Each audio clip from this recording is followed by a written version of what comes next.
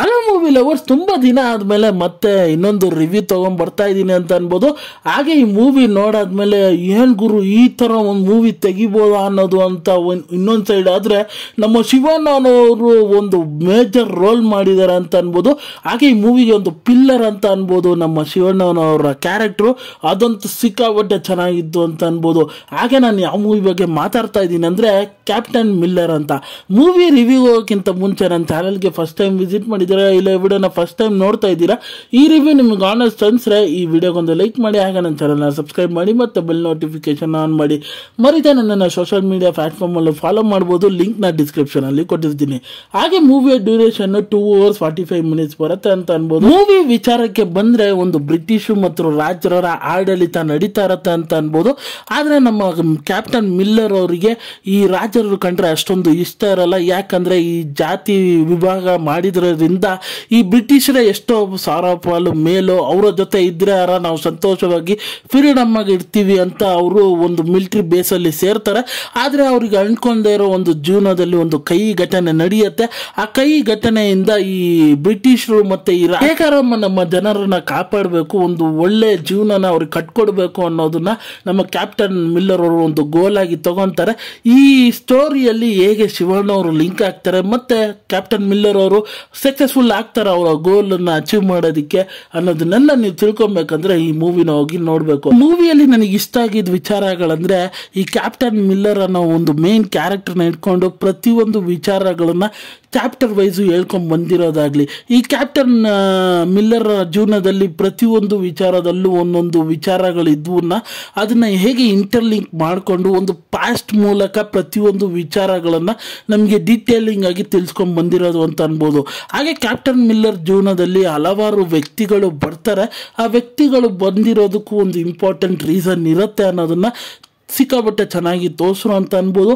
ಹಾಗೆ ಇದರಲ್ಲಿ ಕಥಾನಾಯಕಿ ಇದ್ದಾರೆ, ಅವರಿಗೂ ಒಂದು ಮೇಜರ್ ರೋಲ್ ಇದೆ ಅಂತ ಅನ್ಬೋದು. ಪ್ರತಿಯೊಂದು ವಿಚಾರಗಳನ್ನ ಚೆನ್ನಾಗಿ ಇಂಟರ್ಲಿಂಕ್ ಮಾಡಿದ್ದಾರೆ ಅಂತ ಅನ್ಬೋದು. ಮೂವಿ ಥ್ರೂ ಔಟ್ ನಿಮಗೆ ಫಸ್ಟ್ ಹಾಫ್ ಅಲ್ಲಿ ಕ್ಯಾಪ್ಟನ್ ಮಿಲ್ಲರ್ ಅವರ ಬಗ್ಗೆ ತಿಳ್ಕೊಳ್ಳೋ ಆಸಕ್ತಿ ಜಾಸ್ತಿ ಆಗ್ತಾ ಇರತ್ತೆ ಅಂತ ಅನ್ಬೋದು. ಹಾಗೆ ಆ ಸಣ್ಣ ಒಂದು ಲವ್ ಸ್ಟೋರಿನೂ ಚೆನ್ನಾಗಿತ್ತು ಅಂತ ಅನ್ಬೋದು. ಒಂದು ಶಾರ್ಟ್ ಪೀರಿಯಡ್ ಆದ್ರೂ ಅದು ಸ್ವಲ್ಪ ಇಂಪ್ಯಾಕ್ಟ್ ಮಾಡಿ ಹೋಯ್ತು ಅಂತ ಅನ್ಬೋದು. ಹಾಗೆ ಕಥೆಯಲ್ಲಿ ಬರೀ ಆ ವಿಚಾರಗಳು ಇಲ್ದೇನೆ ಇನ್ನೂ ಕೆಲವೊಂದು ವಿಚಾರಗಳನ್ನು ಆಡ್ ಆನ್ ಮಾಡಿರೋದು ಸ್ಟೋರಿಗೆ ಸ್ವಲ್ಪ ಗ್ರಿಪ್ಪಿಂಗ್ ಆಗಿತ್ತು ಅಂತ ಅನ್ಬೋದು. ಹಾಗೆ ಆ ಇಂಟರ್ವಲ್ ಟ್ವಿಸ್ಟ್ ಸಿಕ್ಕಾಪಟ್ಟೆ ಚೆನ್ನಾಗಿತ್ತು ಅಂತ ಅನ್ಬೋದು. ಹಾಗೆ ನಮಗೂ ನೀವು ಮಾಡಿದ ಸರಿ ಅನ್ನೋ ರೀತಿ ಮನಸ್ಸಲ್ಲಿ ಅನಿಸೋ ರೀತಿ ಆ ಇಂಟರ್ವಲ್ ಬ್ಲಾಕ್ ಇತ್ತು ಅಂತ ಅನ್ಬೋದು. ಸರಿ, ಮೂವಿ ಸೆಕೆಂಡ್ ಹಾಫು ಇನ್ನೂ ಬ್ಯೂಟಿಫುಲ್ ಆಗಿ ತಗೊಂಡೋಗಿದ್ದಾರೆ ಅಂತ ಅನ್ಬೋದು. ಅದರಲ್ಲಿ ನಿಮಗೆ ಆ್ಯಕ್ಷನ್ಸ್ಗಳು, ಆಮೇಲೆ ಕ್ಯಾಪ್ಟನ್ ಮಿಲ್ಲರ್ ಅವರ ಜೀವನದಲ್ಲಿ ಕೆಲವೊಂದು ವಿಚಾರಗಳನ್ನು ಹೈಲೈಟ್ ಆಗಿ ತೋರ್ಸೋಕೆ ಪ್ರಯತ್ನ ಮಾಡಿದ್ದಾರೆ. ಅದೆಲ್ಲ ಮೂವಿ ಸ್ವಲ್ಪ ಸ್ಲೋ ಡೌನ್ ಆದೋ ರೀತಿ ನಮಗೆ ಫೀಲ್ ಆಗುತ್ತೆ ಅಂತ ಅನ್ಬೋದು. ಹಾಗೆ ಕತೆ ಬೇರೆ ಟ್ರ್ಯಾಕಿಗೆ ಹೋಗ್ತಾ ಇರೋ ರೀತಿನೂ ಫೀಲ್ ಆಗುತ್ತೆ ಅಂತ ಅನ್ಬೋದು. ಆದರೆ ಅದನ್ನೆಲ್ಲ ಸಮ್ಮಪ್ ಮಾಡಿದಂದರೆ ಆ ಕ್ಲೈಮ್ಯಾಕ್ಸ್ 30 minutes ಏನಿದೆಯಲ್ಲ ಅದು ಅಂತ ಅನ್ಬೋದು. ಲಿಟ್ರಲ್ ಆಗಿ ಗೂಸ್ ಬಂಪ್ಸ್ ಬರೋ ಮೂಮೆಂಟ್ಸ್ಗಳಿತ್ತು ಅಂತ ಅನ್ಬೋದು. ಪ್ರತಿಯೊಂದು ಆ್ಯಕ್ಷನ್ ಸೀಕ್ವೆನ್ಸ್ಗಳಾಗಲಿ, ಆ ಪ್ರತಿಯೊಂದು ಗನ್ ಫೈಟ್ ಸೀನ್ಸ್ಗಳಾಗಲಿ, ಆ ವಾರ್ ಸನ್ನಿವೇಶಗಳನ್ನು ತೆಗೆದಿರೋ ರೀತಿ ಆಗಲಿ ಆದಷ್ಟು ರಿಯಲಿಟಿಕ್ ಆಗಿತ್ತು. ನಾವು ಅಲ್ಲಿ ರಿಯಲ್ ಆಗಿ ನೋಡ್ತಾ ಇದ್ದೀವಿ ಅನ್ನೋ ರೀತಿ ಅದನ್ನು ಸ್ಕ್ರೀನ್ ಮೇಲೆ ತಗೊಂಬಂದಿದ್ದಾರೆ ಅಂತ ಅನ್ಬೋದು. ಅದರಲ್ಲಿ ನನಗೆ ಆ ಶಿವಣ್ಣ ಅವರ ಎಂಟ್ರಿ ಸಿಕ್ಕಾಬಿಟ್ಟೆ ಆಸಮ್ ಆಗಿತ್ತು ಅಂತ ಅನ್ಬೋದು. ಹಾಗೆ ನಿಮಗೆ ಆ 30 minutes ಲಿಟ್ರಲ್ ಆಗಿ ಥಿಯೇಟ್ರಲ್ಲಿ ಎಂಜಾಯ್ ಮಾಡ್ತೀರಾ ಅಂತ ಅನ್ಬೋದು. ಹಾಗೆ ಆ ಕ್ಲೈಮ್ಯಾಕ್ಸಲ್ಲಿ ಹೇಳಕೊಳ್ತಿರೋ ಮೆಸೇಜೂ ಚೆನ್ನಾಗಿತ್ತು ಅಂತ ಅನ್ಬೋದು. ನೆಕ್ಸ್ಟ್ ಪಾರ್ಟ್ ಬರುತ್ತೆ ಅನ್ನೋದು ಒಂದು ಕ್ಲೂನ ಬಿಟ್ಟೋಗಿದ್ದಾರೆ, ಸಕ್ಕದಾಗಿತ್ತು ಅಂತಾನು ಅನ್ಬೋದು. ಹಾಗೆ ಮೂವಿಯಲ್ಲಿ ಆ ಬ್ಯಾಕ್ ಗ್ರೌಂಡ್ ಮ್ಯೂಸಿಕ್ ಆಗಲಿ, ಆ ಸೌಂಡ್ ಎಫೆಕ್ಟ್ಸ್ಗಳಾಗಲಿ ಸಿಕ್ಕಾಪಟ್ಟೆ ಚೆನ್ನಾಗಿ ತೆಗ್ದಿದ್ರು ಅಂತ ಅನ್ಬೋದು. ಹಾಗೆ ವಿಜುವಲಿ ಅದನ್ನ ಕಟ್ಕೊಟ್ಟಿರೋ ವಿಧಾನ ಆಗಲಿ ಲಿಟ್ರಲ್ ಆಗಿ ಆಸಮ್ ಆಗಿತ್ತು ಅಂತ ಅನಿಸ್ತು ನನಗೆ. ಹಾಗೆ ಮೂವಿಯ ಪಾತ್ರದ ವಿಚಾರಕ್ಕೆ ಬಂದರೆ ಧನುಷ್ ಅವರು ಸಿಕ್ಕಾಪಟ್ಟೆ ಚೆನ್ನಾಗಿ ಮಾಡಿದ್ದಾರೆ ಅಂತ ಅನ್ಬೋದು. ಹಾಗೆ ಚೇಂಜ್ ಓವರ್ಸ್ಗಳನ್ನೆಲ್ಲ ಸಿಕ್ಕಾಪಟ್ಟೆ ಚೆನ್ನಾಗಿ ನಿಭಾಯಿಸಿದ್ದಾರೆ ಅಂತ ಅನ್ಬೋದು. ಹಾಗೆ ನಮ್ಮ ಶಿವಣ್ಣ ಅವರ ಕ್ಯಾರೆಕ್ಟರ್ನು ಅಷ್ಟೇ ಇಂಪಾರ್ಟೆಂಟ್ ಆಗಿತ್ತು ಅಂತ ಅನ್ಬೋದು ಈಕ್ವಲಿನು. ಹಾಗೆ ಅವರಿಗೂ ಒಂದು ಮೇಜರ್ ರೋಲ್ ಅಂತ ಅನ್ಬೋದು ಈ ಮೂವಿಯಲ್ಲಿ. ಅವರಿಗೂ ಅವರ ಪಾತ್ರನ ಚೆನ್ನಾಗಿ ನಿಭಾಯಿಸಿದ್ದಾರೆ ಅಂತ ಅನ್ಬೋದು.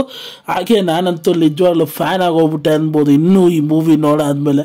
ಹಾಗೆ ಈ ಮೂವಿಯಲ್ಲಿ ನನಗೆ ಹೀರೋಯಿನ್ನ ಪಾತ್ರ ಚೆನ್ನಾಗಿತ್ತು ಅಂತ ಅನ್ಬೋದು. ಸಪೋರ್ಟಿಂಗ್ ರೋಲ್ಸ್ಗಳು ಅವರು ಕೊಟ್ಟಿರೋ ಪಾತ್ರನ ಚೆನ್ನಾಗಿ ನಿಭಾಯಿಸಿದ್ದಾರೆ ಅಂತ ಅನ್ಬೋದು.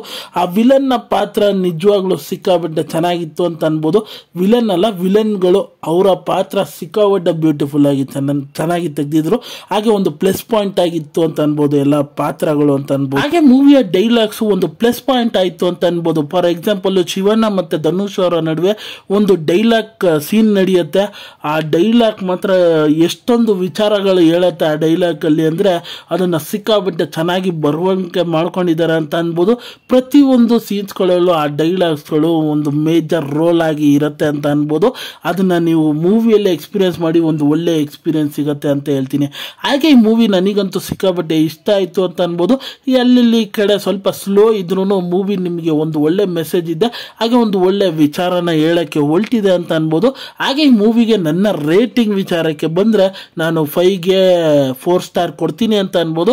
ಹಾಗೆ ಈ ಮೂವಿ ನಾನು ಕನ್ನಡ ಲ್ಯಾಂಗ್ವೇಜಲ್ಲಿ ನೋಡಿದೆ, ನೀವು ಕನ್ನಡ ಲ್ಯಾಂಗ್ವೇಜಲ್ಲಿ ಚೆಕ್ಔಟ್ ಮಾಡ್ಬೋದು. ಹಾಗೆ ಈ ರಿವ್ಯೂ ನಿಮಗೆ ಆನೆಸ್ಟ್ ಅನಿಸಿದ್ರೆ, ಈ ವಿಡಿಯೋ ಇಷ್ಟ ಆಯಿತು ಅಂದರೆ ಈ ವಿಡಿಯೋಗೊಂದು ಲೈಕ್ ಮಾಡಿ, ಹಾಗೆ ನನ್ನ ಚಾನಲ್ನ ಸಬ್ಸ್ಕ್ರೈಬ್ ಮಾಡಿ ಮತ್ತು ಬೆಲ್ ನೋಟಿಫಿಕೇಶನ್ ಆನ್ ಮಾಡಿ. ನಿಮ್ಮ ಅನಿಸಿಕೆ ಅಭಿಪ್ರಾಯ ಏನಿದ್ರು ಕಮೆಂಟ್ ಮೂಲಕ ತಿಳಿಸ್ಬೋದು. ಈ ವಿಡಿಯೋ ಇಷ್ಟ ಆಯಿತು ಅಂದರೆ ಎಲ್ಲರಿಗೂ ಶೇರ್ ಮಾಡಿ. ಮತ್ತೆ ಮುಂದಿನ ರಿವ್ಯೂಯಲ್ಲಿ ಸಿಗ್ತೀನಿ. ಅಲ್ಲಿ ತನಕ ನನ್ನ ಚಾನಲ್ಗೆ ಸ್ಟೇ ಟ್ಯೂನ್ ಆಗಿರಿ. ಮರಿದೆ ನನ್ನನ್ನು ಸೋಷಿಯಲ್ ಮೀಡಿಯಾ ಪ್ಲಾಟ್ಫಾರ್ಮಲ್ಲಿ ಫಾಲೋ ಮಾಡಿ.